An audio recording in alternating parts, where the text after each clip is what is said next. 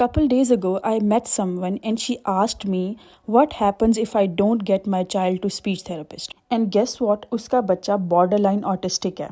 I was so stunned by her question कि यार आजकल के ज़माने में इतना पढ़ लिख के भी हम लोग ये चीज़ सोच रहे हैं, अभी भी हम सोच रहे हैं कि बच्चे को स्पीच थेरेपी करवाएं या ना करवाएं. अगर नहीं करवाएंगे तो क्या होगा? इसका आंसर बहुत सिंपल है, बहुत ही सिंपल है. मतलब एक चीज़ ख़राब हो गई है या टूट गई है या टूटी हुई थी, आपने लिया बाजार से और वो टूटी हुई है, क्या आप उसको टूटा हुआ रहने देंगे? ऑब्वियसली आप उसको ठीक करेंगे, क्योंकि उसके बगैर तो आप उसको इस्तेमाल नहीं कर सकते, उसको यूज़ नहीं कर सकते या किसी को दिखा नहीं सकते, किसी के सामने नहीं ला सकते. And same goes with kids who are speech delay और ऑटिस्टिक और लैंग्वेज डिले और हेयरिंग इम्पेयर्ड एंड व्हाटसोएवर. अब होगा क्या, जब आप बच्चे को स्पीच थेरेपी नहीं करवाएंगे तो वो कम्युनिकेशन डिले रहेगा थ्रू आउट द लाइफ. वो रह जाएगा, किसी न किसी पॉइंट तक वो स्पीच डिले ही रहेगा. और जब वो स्पीच डिले होगा तो ऑब्वियसली उसका सोशल इंटरेक्शन जीरो हो जाएगा, जीरो नहीं तो मिनिमम हो जाएगा, क्योंकि वो अपनी नीड्स और डिमांड्स अपने पीयर ग्रुप को एक्सप्रेस ही नहीं कर पा रहा. उसके बाद जो अगला पॉइंट आता है वो ये कि एकेडमिक चैलेंजेस आना शुरू हो जाते हैं बच्चों. और ये आजकल के ज़माने में हमारे लिए बहुत ज़रूरी है कि हमारा बच्चा एकेडमिक लेवल पे बाकी लोगों के साथ compete कर सके. और जब बच्चा ऑलरेडी स्पीच डिले होगा, लैंग्वेज डिले होगा, उसकी अंडरस्टैंडिंग नहीं होगी, तो वो अपने नॉर्मल स्कूल में नहीं जा सकेगा. और जब नॉर्मल स्कूल में नहीं जा सकेगा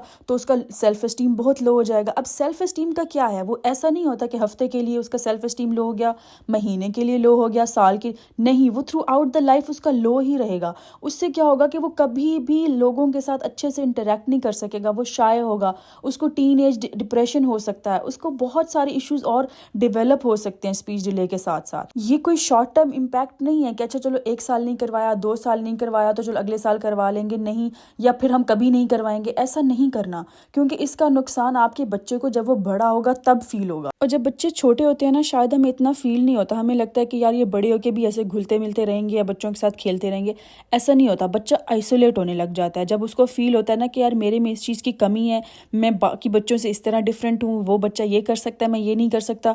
तो उसका सेल्फ एस्टीम इतना ज़्यादा गिर जाता है कि वो अपने पेरेंट्स को भी कोसता है और वो खुद को भी कोसता है. और कभी कभी ऐसा होता है कि बच्चे खुद को कोसने के बावजूद एक्सप्रेस नहीं कर पा रहे कि उनको क्या चीज़ चाहिए. मैं फिर यही बात करूंगी जो मैंने अपनी पिछली वीडियोज़ में की है कि सबसे पहले थेरेपिस्ट जो हैं वो अपने पेरेंट्स होते हैं बच्चे के लिए. जितना अच्छा वो बच्चे की थेरेपी कर सकते हैं उतना अच्छा कोई थेरेपिस्ट नहीं कर सकता. हाँ, कुछ टैक्टिक्स होते हैं, कुछ थेरेपीज़ के रूल्स होते हैं, वो थेरेपिस्ट फॉलो करता है. उसके अलावा पेरेंट्स ही सबसे ज़्यादा टाइम स्पेंड करते हैं अपने बच्चे के साथ.